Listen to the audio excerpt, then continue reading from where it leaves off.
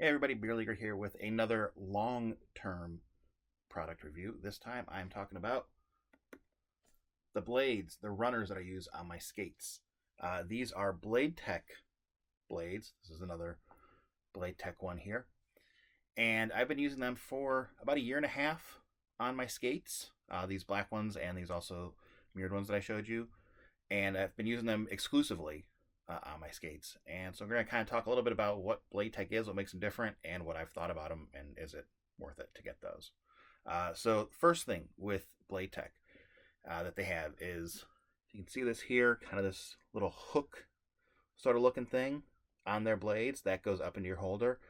That is their Flex Force technology. The idea behind that is that little area there kind of compresses a little bit. I mean, it's not something you can compress with your hand. But the idea is it kind of compresses a little bit the whole blade there when you're skating. Offers a little bit of cushion, and that's supposed to, one, help alleviate pain with your knees as you're skating, make you a little less tired, make your knees not hurt as much if they do. But also offer kind of like a little spring back when you're skating. So for me, it kind of reminds me of the idea of Nike Air shoes. You know, they have that air bladder that kind of compresses when you step down on it to make it a little bit more cushion. And then when you go to jump, it kind of expand again, sort of idea. It's similar-ish kind of idea to that. Just kind of in a little pseudo spring action there. That's their Flex Force technology that they talk about. Now the other big thing with Bladetech blades that you'll see, and this is what you see online, I think, all the time, is they offer super customization of the steel. You can see I just have like a regular mirrored steel here and then black steel. That's not even close to the things that they offer. They have a couple different versions of steel that they have. They have the plain stainless steel like this. They have their black armor steel, which is this, and this is just a like ceramic coated steel. It's just a coated. They have black diamond, which is black steel that's another kind of coated, carbon coated steel. They have 24 karat gold steel. And then the one I think everybody sees, and the big one that's online, is their custom colors. And it seems like it's pretty much an endless array of colors that you can have. They have, just all one color that you can get. So if you wanted like blue or pink or red or something like that, they have, or you can have the front half and the back half different colors if you want. I think 3 colors they have on there, and then also custom engraving. So kind of in the center here, they can put, either a name and number or a logo or something like that. Like you can see they have their logo on there, and so you can see that good. There you go. And it's similar to that. And that's, I think, the big thing you see online is people get their, brand on their on their blades. So that's kind of their big, I think, gimmick thing to get people in. Now, how much do these things cost? Because that's another big consideration. As of right now, of filming this, May 2024, and I'm in the U.S., I looked it up, and the black diamond, 24 karat gold, or custom color, and I think it's just for one color, those all cost like $160. The plain mirror stainless like this is $110. How does that compare to non-Bladetech steel? Well, for regular steel, I was looking around and trying to find at like big box stores, kind of their generic, stainless steel that you can get, be similar to this mirrored stainless, and that seems to go anywhere from 80 to 110. And then coated steel, which would be the closest thing that anybody has to, their other offerings. Nobody has the colors that I've seen. That seems to be around 100 to 140. Seems to be about the go for it. You can definitely go lower if you have really weird blades that are like an old technology that people are just trying to get rid of. You can definitely go higher than that for some of the real fancy stuff, but that seems to be about there. So the price for Bladetech seems to fall right in line with kind of the, more higher end steel out there. So not the super generic stuff, but not anything crazy. So it's not super expensive, actually, which was pretty surprising to me. I thought they were pretty expensive. Of course, you can make it more expensive by adding more and more colors to the steel, getting, your, like I said, your logo and stuff put on there. That stuff adds cost to it.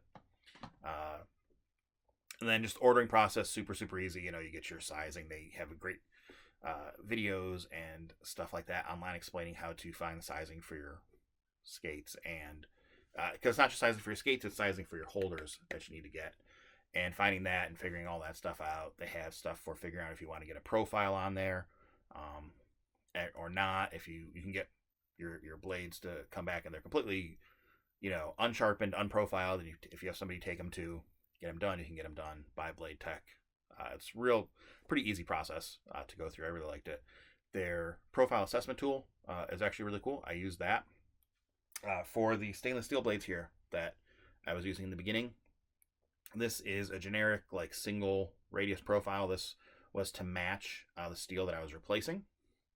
But then these guys, the black ones that I've been mostly using, this is actually a quad profile, which I had never tried. Didn't know what I would think of it. But I use their assessment tool. I was like, why not? I'm buying these. I'll give it a go. It's pretty straightforward, pretty easy process for things. So what do I think? First off, from getting stuff like these guys, this isn't really on Bladetech, I don't think, a huge amount, but getting this quad profile, I don't know if it was completely just in my head, but it seemed to be a little bit different. I think it probably was, because I'm going from the most basic to like the most complex profiles. I think there was probably something to it being a little bit different. So I did like that. It was nice. It was, I could notice the stuff you're supposed to notice with it, like a little bit more skate when you wanted it on the ice, a little less skate when you didn't want it on the ice. So I liked that a lot with it. To me, it was worth the extra money to get that done, because I don't have a great profile person that is easily accessible to me. That's something I talked about when I was doing my Sparks review. I'm pointing to it as if you can see my Sparks is right here. Because I sharpen my skates myself, so I don't have somebody that I can take them to really regularly. I just do it myself. So if it didn't have a profile, I'd have had to find somebody to do it and get that done. So I did like that. As far as kind of the performance of things, I didn't notice anything with the Flex Force. I'm sure it does something, but I'm also sure it's one of those things that I'd have to be a way better skater and somebody that is kind of pushing my skates to the edge of things to notice, or skate an insane amount of hours a week. I'm on the ice 2.5 hours a week at most usually, playing like maybe 2 games a week. So, not a ton of time on the ice, but yeah, I didn't really notice anything with it. But one thing I did notice with both pairs of runners is there's a big difference when sharpening them.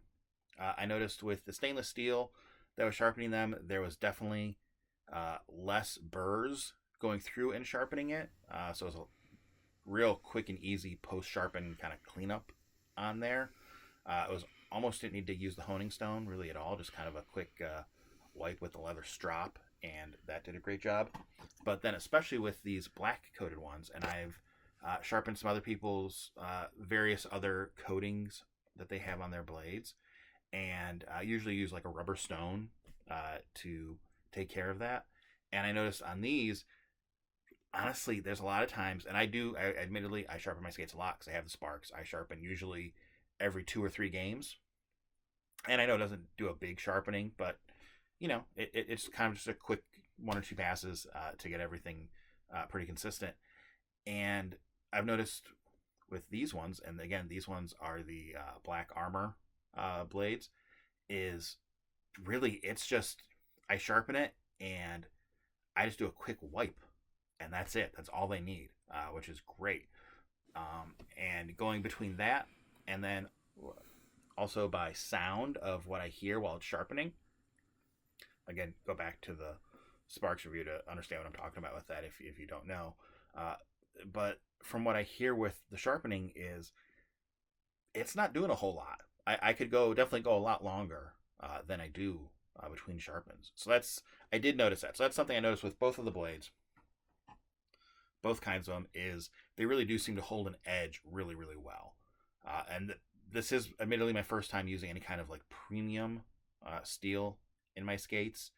Before this, it was just kind of whatever came with the skates, or it was, that same, whatever branded. And this is before all the brands started to buy up things like step steel and stuff like that to have it. So it was, pretty low quality on the quality totem pole for skates as far as that goes. But yeah, it definitely was a difference with that.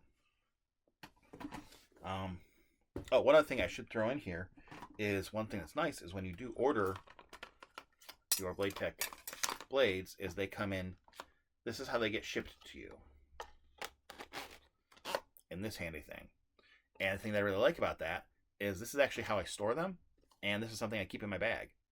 So you don't have to have like one of those folders that people have that keep extra sets of blades. So I can have 2 sets of blades. I don't have to spend extra money on something like that if I don't want to. You can, if you have a whole bunch of sets, or if you want to have like a whole family together or something like that, or a whole team. But that was a nice little just extra throw in. And I think you can buy these from their site, and they're like $10.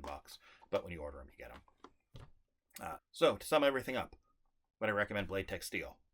Yes. They performance-wise, just from holding an edge, for how little you have to sharpen them compared to regular kind of not premium runners, I think it's totally worth it. With the prices of skate sharpenings now getting to be like $15-20, the difference in price is really not a thing, because if it saves you 2 sharpenings over the course of owning the steel, which will definitely save you more than that, you've more than made up for it. I don't know why anybody wouldn't get some more premium kind of steel just in general. And I've tried the Bladetech stuff. I like it. It's the only premium stuff I've tried. I think it's totally worth it. I think it's worth it to get more than just the mirror. I mean, if you just like the mirror look, get the mirror look. But I would, get the fun colors. Why not? It's not that expensive. You're buying it once. It's going to last you a good long time. I think it's totally worth it to do it. I would get it again in a heartbeat. If I got new skates, I would get Bladetech stuff in a heartbeat again for it. So definitely big thumbs up. All right, everybody. Thank you. Hopefully you found this review somewhat helpful. Hopefully I covered everything you were wondering about with it. If not, let me know. Leave a note in the comments down below. Let me know what you thought. As always, check out the podcast, the Beer Leaguer podcast, available here on YouTube and everywhere you get podcasts at. And, likes, subscribe to the channel, anything like that is appreciated. All right, everybody. Thanks a lot. Catch you in the next one.